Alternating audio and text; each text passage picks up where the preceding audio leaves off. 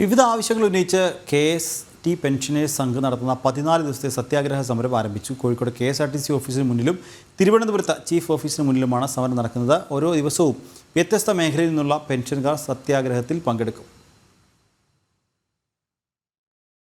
14 വർഷം കഴിഞ്ഞ പെൻഷൻ കരാർ പുതുക്കുക, സർക്കാർ പെൻഷൻകാർക്ക് തുല്യമായ മിനിമം പെൻഷൻ KSRTCയിലും അനുവദിക്കുക, പെൻഷൻ വിതരണം സർക്കാർ ഏറ്റെടുക്കുക തുടങ്ങിയ ആവശ്യങ്ങൾ ഉന്നയിച്ചാണ് സമരം.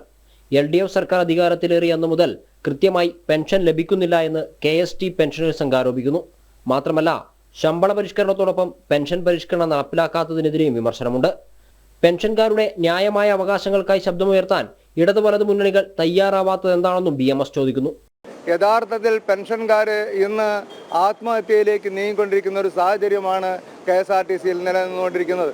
ഈ ഒരു സാഹചര്യത്തിലാണ് മറ്റ് സംഘടനകൾ, ഇവിടുത്തെ പ്രബലമായ സംഘടനകളുണ്ട്, ഭരണകക്ഷി യൂണിയനുകൾ.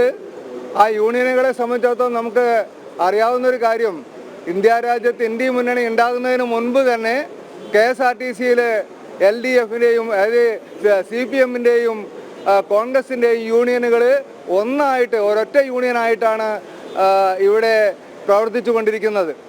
അവർക്കും ഈ പെൻഷൻകാരുടെ ന്യായമായ അവകാശങ്ങൾ നേടിയെടുക്കുന്നതിന് വേണ്ടി യാതൊരു തരത്തിലും ശബ്ദമുയർത്താൻ സാധിക്കുന്നില്ല. സംസ്ഥാനത്ത് 2 ഇടങ്ങളിലായി നടക്കുന്ന സമരത്തിൽ ആയിരക്കണക്കിന് പെൻഷനേഴ്സ് പങ്കെടുക്കും. ഇന്ന് ആരംഭിച്ച സത്യാഗ്രഹ സമരം ഈ മാസം 30-നായിരിക്കും സമാപിക്കുക. ഓരോ ദിവസവും വ്യത്യസ്ത മേഖലയിൽ നിന്നുള്ള പെൻഷനേഴ്സ് പങ്കെടുക്കും. ജനം, കോഴിക്കോട്.